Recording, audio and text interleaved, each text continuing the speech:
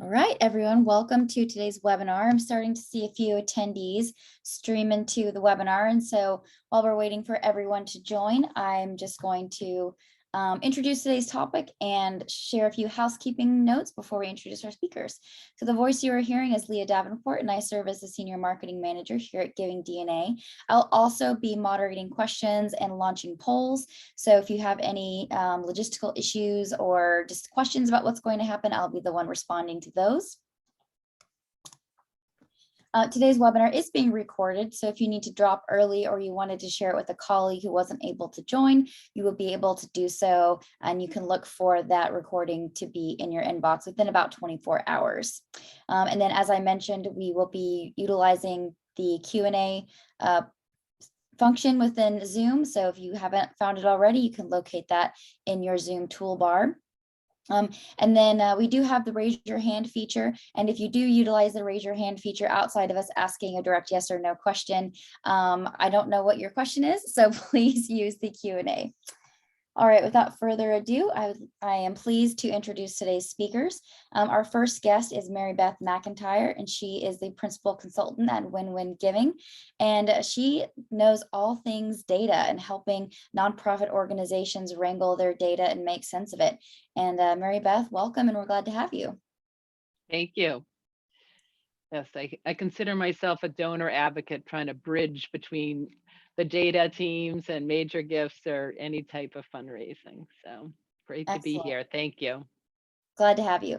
And then we also have the one and only Rebecca Gregory Segovia. And I've had the pleasure of working with Becca for almost 6 years now, and she's taught me so much about fundraising and just being better at my job. And so I know that you will learn a lot from her today. Well, thank you, Leah, for such a great introduction. I am so excited to be here today and talk about data silo busting. And Mary Beth actually had a great word for that. We're really building bridges. And so I am super excited to unpack some of the thinking that we've been playing around with here at Pursuing and Giving DNA, and can't wait to jump in. Awesome. All right, we really want today's presentation to be interactive, and so we've got a couple of poll questions set up for you. I'm going to be launching that now, so if you'd like to go ahead and get ready to respond, and then Becca, if you'd like to introduce our questions.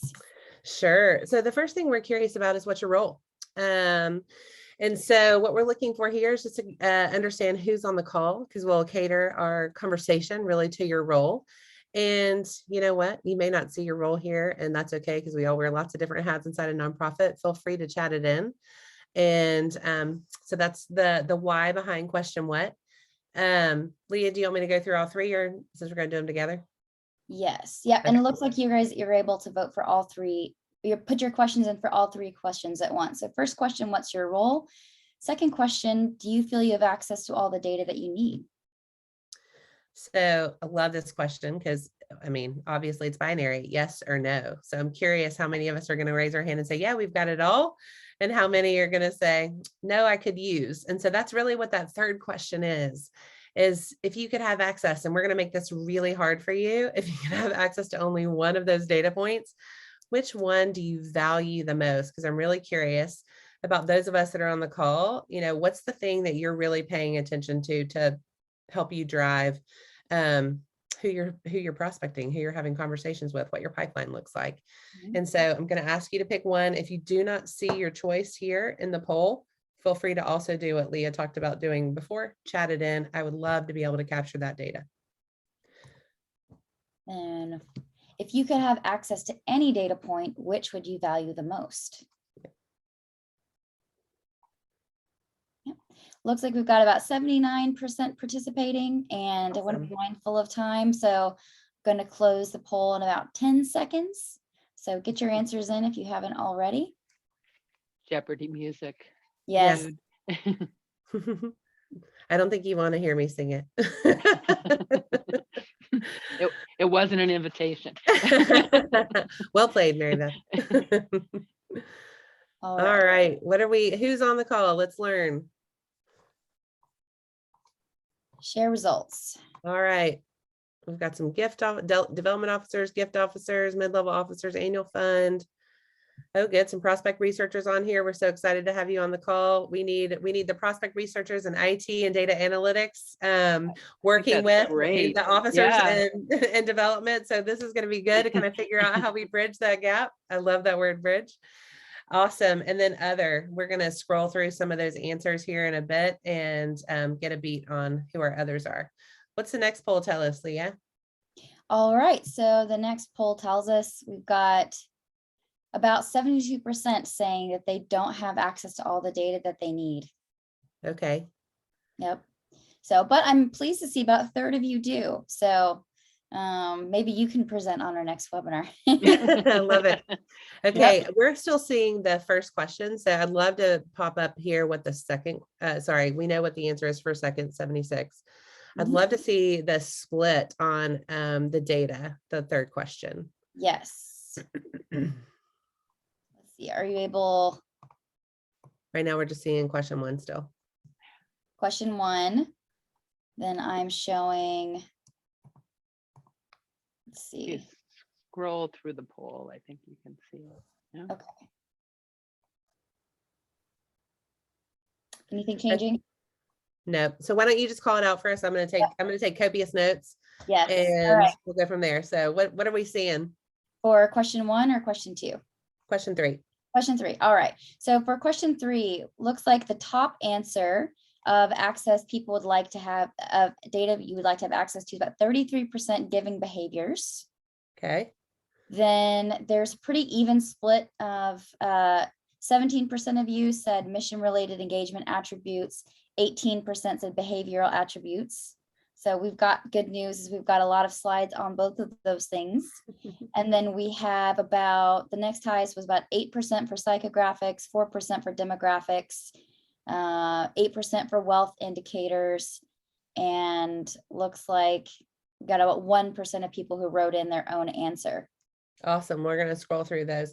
So I can tell you that you guys made Mary Beth's day, the 17% of you that said mission related attributes, because that is something that she puts a high value on, because it's that zero and first party data that you can collect that really is at the heart of what your donor has told you. So we definitely want to be able to leverage that data in partnership with the other things that you called out. So giving behaviors was kind of top of the list. And then behavioral data came after that, then that mission related data. And then you got into kind of the stuff that you probably already have some access to, psychographics, demographics, wealth, and some of those other things. So thank you so much for giving us that feedback and letting us kind of know what's important to you. We're going to jump in now and have a discussion really talking about how do we bridge that gap? How do we take that data and use it to help drive a better donor experience? And in this case, a really better major or upgrade is what I would say, donor experience. And so Mary Beth and I had, we can jump onto the next slide, had the opportunity to attend a conference together last year. And if you follow any of us on social media here at Giving DNA or Pursuant, we geeked out over this article called RIP Donor Pyramid. So rest in peace, Donor Pyramid. It's one of those provocative titles that totally stopped me in my tracks. And I was like, I have to read this. And it was actually an old article that had been written a few years ago, and Claire Axelrod, the author, refreshed it in light of just, what the world has been through over the last couple of years. And it really resonated with me. And so we started to debate this at this conference that I mentioned. And like, is it a both and? Is it an either or? What are the pros and cons of one over the other? And here's some of the things that we talked about. And so I'm curious if this resonates with you as you think about your fundraising, your donor experience. So the pyramid is tried and true. It's what we've been using as an industry for a really long time. It's how we're structured. As we looked at those roles, like we've got an annual fund role, and we've got a mid-level role, and we've got a major role, and we've got a chief development officer role. And they kind of align, with the pyramid that we've created to some extent. And so it's linear. And the pinnacle of it right now in the pyramid is defined as that, major or planned or transformational gift. And so that's interesting to think about, because there are probably people on our file that can give an amount for a long period of time, but they'll never be able to give at that major level. at a one time, they may be able to do it cumulatively, but they may never get the title, right, of being a major gift. So, so that's something that we started to kind of wrestle around with. And then as we were staring at the pyramid, we were like, oh, it's a little bit flawed, because if you think about like the base being the biggest piece, as you move up, only, about 20% could make it to the top. And so I believe that we probably have more potential in our file where maybe there's more that could go to the top. Maybe there's less, I don't know. But I'd want to wrestle with and ask that question. And so we did that. And then it's focused on dollars. So this is really about dollars. It's not as much about the people and how they want to engage with us. So those were some of the observations that we had this conference around this article on the pyramid. Not a right or wrong thing, just like something to say, okay, this is a different way of thinking. Let's debate. And so we said, okay, what are the pros and cons, if you will, of that vortex model? And so basically the vortex lets you enter anywhere, right? You may come in as an advocate or a volunteer or an influencer of some sort. You may come in through a peer-to-peer race as a donor to a friend. So there's all different ways that you can enter into an organization. And so are we actually capturing those attributes and doing something with it? And so that mission related question that came up in that third question, where 17% of you said, hey, I wish I had this data. This is where some of that data is captured. And the question is, where are we holding on to it so that we can do something with it? It also, the vortex allows us to look at points of energy or points of inflection, and that energy can build, and it can also ebb and flow. And so, sometimes we see people come onto the file and then they don't give for 18 months. So they move, into that lapsed donor category, but then they come back. So they become a new continuing donor, or reactivated continuing donor. And so I'm going to get this right, a reactivated donor. There we go, reactivated lapsed donor. But it wasn't because they didn't care about us. They were just in a different place, if you will, in the vortex, in their engagement, in their pathway with us. And the other thing that the vortex did is it kind of starts to elevate this more modern donor experience. So as we think about the world that we all engage in and how the brands that we probably use engage with us, they engage with us in a pretty personalized way, hyper-personalized. They know me, they know the things that I like to buy or the way that I like to spend time at their store or restaurant or, what have you. And so they're catering to how I am engaging with them.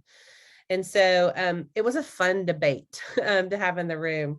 Mary Beth, is there anything that you would add that we talked about when we were saying, okay, is the pyramid, is it the vortex, is it a both and? I know where we landed, and we'll give that away in a minute, but is there anything that I missed that you would want to call out here?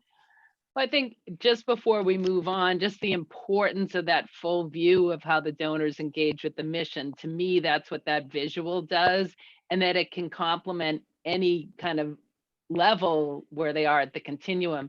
So you gave the example of a lapsed donor. Someone could be lapsed for any kind of reason, but if they're still subscribing or advocating, or they're a caregiver at the moment, if that as well, they're not really lapsed, they're still engaged. So I think it gives us all a broader view with that people first focus and mission emphasis. Yep.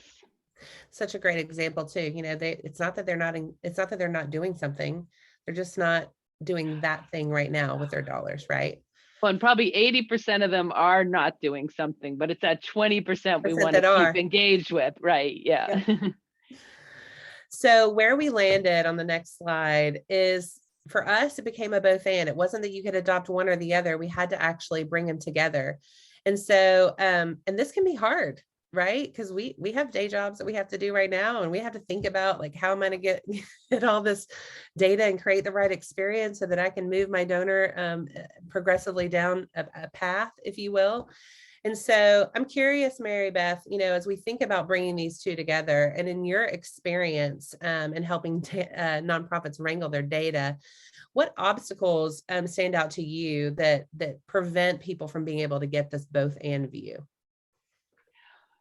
Well, for me, one of them is just not having sort of all parties listening to each other. So just the fact that we have some IT professionals here engaged in this conversation, I think, that's absolutely what we're talking about. I think with all the technology and systems and different channels and everything coming together, one of the biggest obstacles is just how do you prioritize and get everything done? But, and I think, again, sometimes it's just asking the question. So if we know that knowing if someone was an advocate is important, but that's on an online system and we've never moved it to the database of record, I think it's just asking the question, because sometimes those are really easy questions to ask, or having a partner who can put it together. So as a in a stewardship role, you can access it, and then the organization learns how important it can be. Mhm. I think you called out too, like the question I was going to ask you is, why can this be hard? Time. Yeah. Oh, it's Department. time, it's multiple priorities. I mean, I think probably I can't speak for everyone here in major donor roles, but sometimes you don't even want to ask the question because you don't want to get dragged into the detail of it. And our IT partners or data partners have a lot of priorities. So I think it's just making time for those conversations about what are those couple of things we want to start with and really bring into the fold for those data points we're missing, along with, I think, giving behaviors was high, and I think it's just making time for that conversation, because some of these things are easy if we just ask, and the fundraisers have great voices. It's just, we don't always take that moment to have the conversation. Yeah, I think when we were talking earlier, it's unintended. Like we all want to have access to this data, and we want to be able to be really great at our jobs and work well inside our teams. And, here's the thing I need. I want to be able to go and prioritize that for you. Like as humans, we all want to be successful. It can just be hard amidst all the things that are on our plate. But Yeah. I'm with you. We've got to think about what's that walk, jog, run approach, which I'm sure you've all heard. But, what are the one or two or maybe three things that we could do today to potentially move that needle slightly forward? Because we're not going to perfect it in a year, in 6 months, or in 3 months, or whatever. We know that this is going to be a journey. And so I'm curious, in your experience, Mary Beth, what are the one, two, or three engagement attributes that you've seen make a difference, if I can only prioritize a few? Sure. Well, I think, I kind of categorize them in three areas. One is sort of, a type of commitment where they're really, they've stepped up for something with the mission. It could be volunteering. And when we talk about things that are hard, that's an attribute that's very tough to get. But, everyone in the giving circles tells us that, that's also an important indicator that they may upgrade. Advocating, have they stepped up and led a program? Are they a docent? Are they on a gala committee? Those are all examples. We're not going to pick them all in the walk, jog, run, but, pick one or two, and you can see how it helps with the stewardship conversation if it's accessible to you. And you can usually find one. The next is just, have they raised a hand and expressed an interest? Could be subscribing, it could be joining a prayer line, they've been an adopter, they shared an interest in something with the mission. We talked the other day, purchaser, they could have visited an establishment. And again, working together to say, if we could do one of these, what's viable to capture, or work with a partner like the pursuant team here to sort of bring it together temporarily to sort of assess the value. And the last is just trust and relationship. Some of those are inferred, but many times with the surveys, if you're asking them, is someone in your family been helped by the mission or impacted by it? Do they share preferences? Like, I don't want a certificate or a premium. Many times it's because they want more money to go to the mission. And if we can capture that, I think that can all come together in addition to capacity opportunities to really help with the pipeline.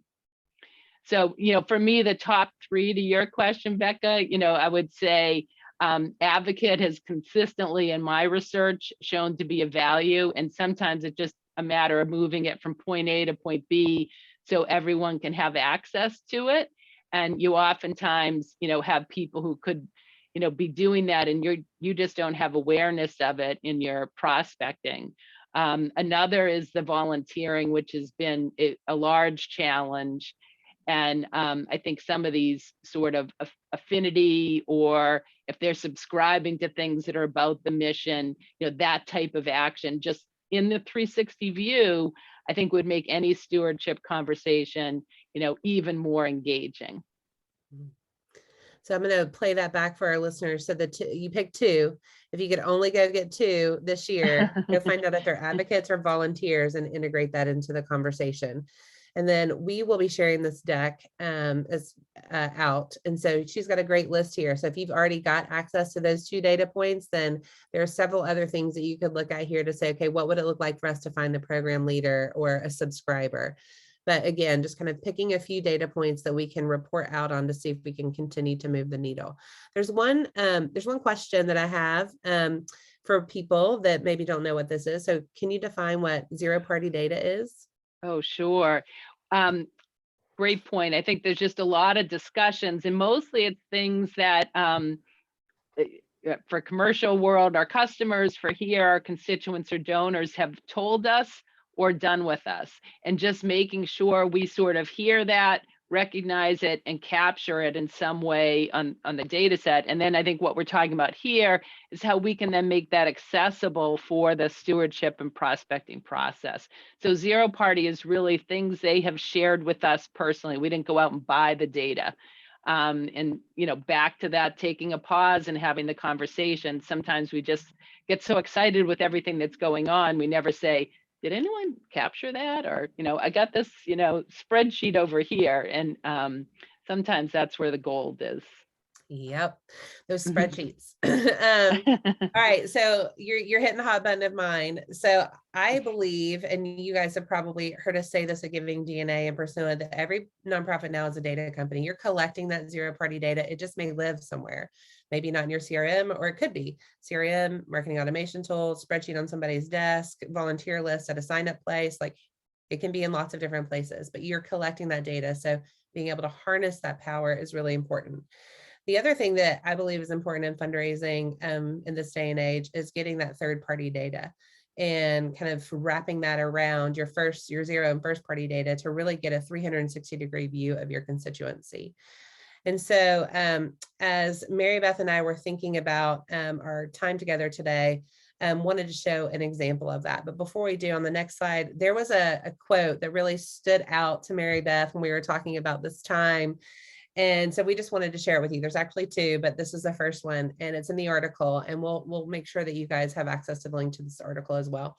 But the Donor Vortex is a fundraising model fueled not by the singular transactions, but by transformative interactions that lead to a deep lasting relationship, which is those advocacy and volunteer, all those things that they're doing inside the organization. That's where we can really start to move the needle and flip the script in how we're engaging with them.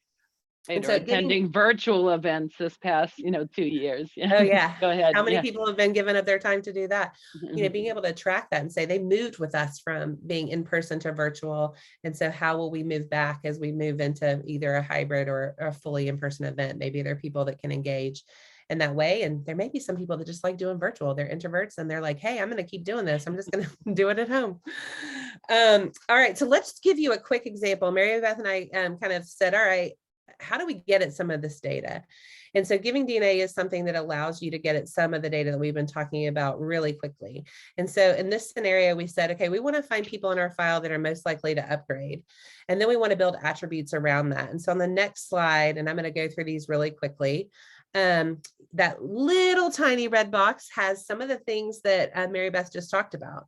So I said, I want to look at people that are most likely to upgrade, but that have these behavioral attributes that were captured in that first party data, which is, zero party data. Those people that advocate on my behalf, those people that volunteer, and then I threw in a couple of others. So they've attended a gala or an event with me, and they've been a peer-to-peer team captain. So this is someone that is deeply engaged. And so I've taken what had been a large macro list and said, okay, I'm building a profile here. And so on the next screen, I'm able to look at, what's the profile of this person there on the right, that upgraded candidate, and how does it differ from what the makeup of my actual file is? And so a few things kind of shift here. It switches from being female to male. So I may want to play with some case messaging there, head and heart, or, how I show up. They have a higher average gift and they actually have a higher retention rate. Mary Beth kind of stopped me there when we were talking about this earlier.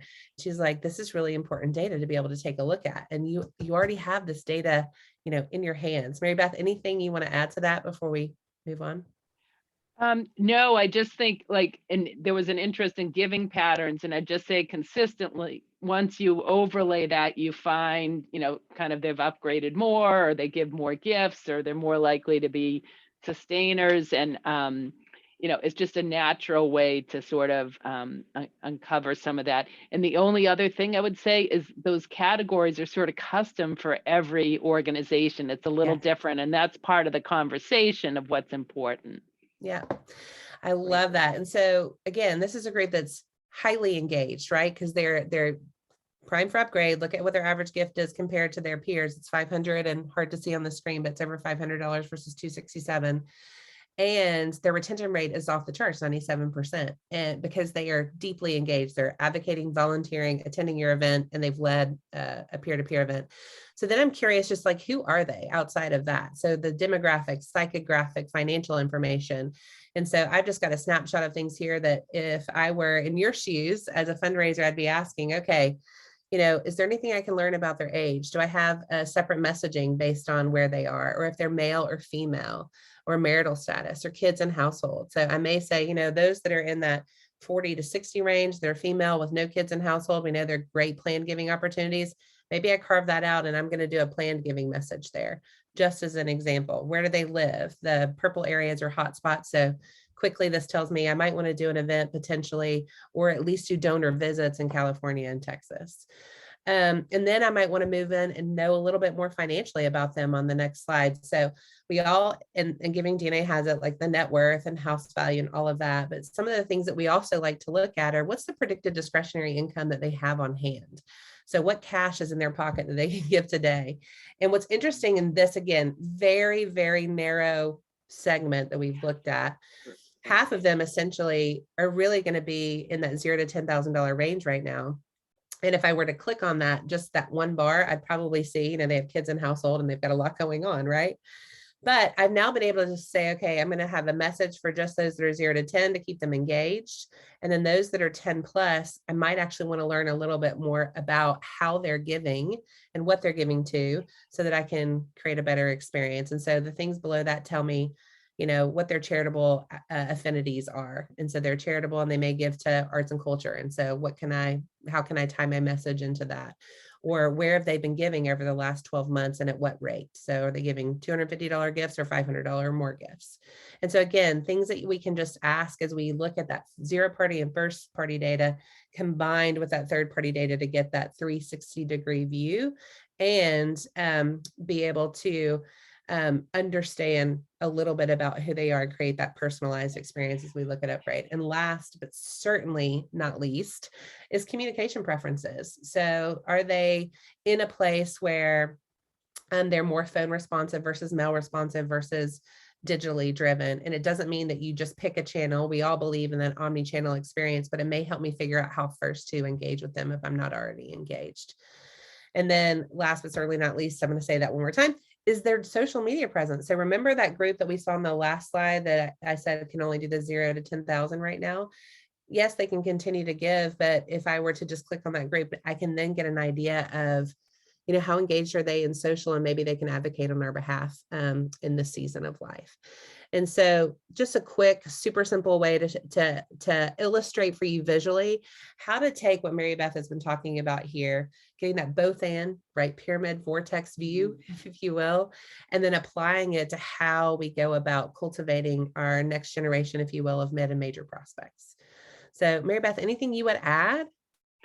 No, just I think that both and, because if we just rely on sort of the third party, everyone knows that information. Once you overlay the things they have really engaged with you on, I think, that helps you pinpoint, and hopefully as a steward of that process, it's a more engaging discussion. They're not, otherwise everyone's contacting if they just have capacity, but if they have capacity, and that's what we think is an opportunity, and that just requires some partnership, and discussion.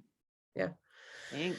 So I know we're coming up on time, but we have one last major question to ask.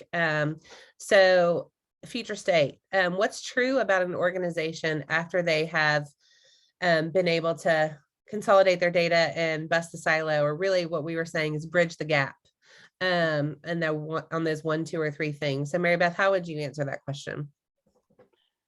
Well, I think it's just going to be a much more engaging experience with the donors. We've seen you can raise more money, and hopefully even the folks in these jobs can have a better time with it, but it is work. It is. So want to again acknowledge that we all have a lot on our plates and it can feel overwhelming at times. But if we can just pick those 1 or 2 things, whatever it looks like in your organization, to say, we're going to start measuring this and reporting on it so that we can start to move the needle. Again, advocate and volunteer were 2 that you suggested, but if you're already tracking that, let's find out what the next 2 are. The last slide here just really kind of puts, what we think in practice there. So we think that if you take this approach over time, you will build that people first experience.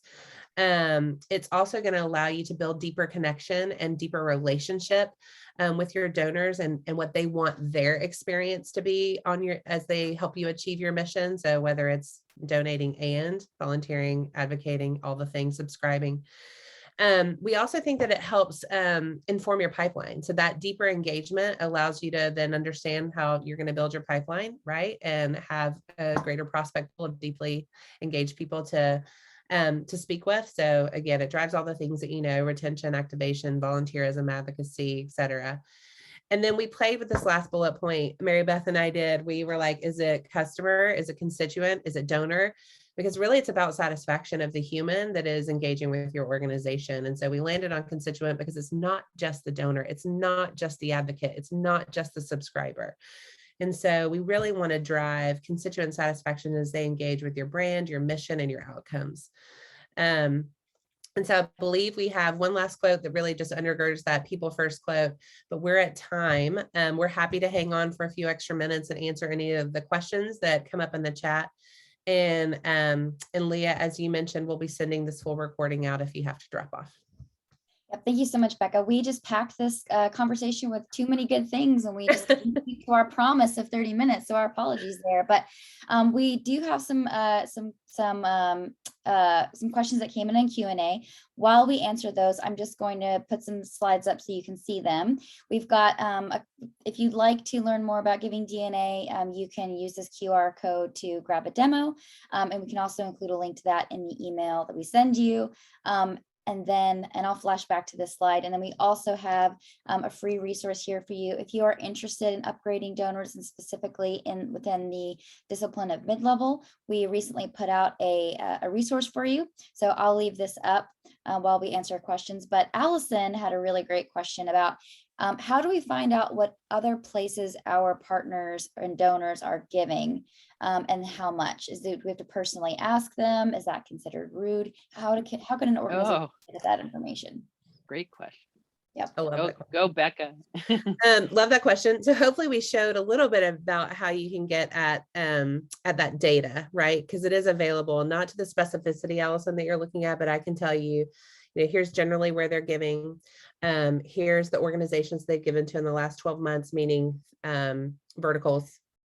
And then how much in buckets. So, 0 to 100, 100 to 250, 250 to 500, 500 plus. So at least you can get an idea of this individual is giving to these types of charities. So that helps you understand some of their case for support, right? So that you can then empower the conversation. And the conversation that I would want to have with donors is to understand what their philanthropic priorities are. And they're more than likely not just giving to you. They're probably giving to somewhere between 3 and 7 organizations is typically what we see. And so you just need to understand where you fit in that priority and then also understand what's important to the donor, right? And then as your mission coincides with the things that are important with a donor, putting those case opportunities in front of them to give, case for support opportunities for them to give can help drive revenue back to your organization. But it is important to see that 360 view. Yeah, and sometimes that comes from working with the partner. They can get at that information. And then the only other thing I'd say is that balance, if you overlay some of this engagement piece, sometimes we find they're not giving to as many organizations because they're very focused on you. So it's, you're really learning more. Mhm.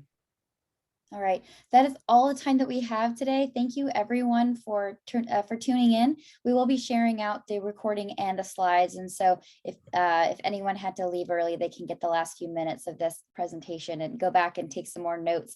But thank you, Mary Beth, for all of your wisdom that you shared, as well as you, Becca.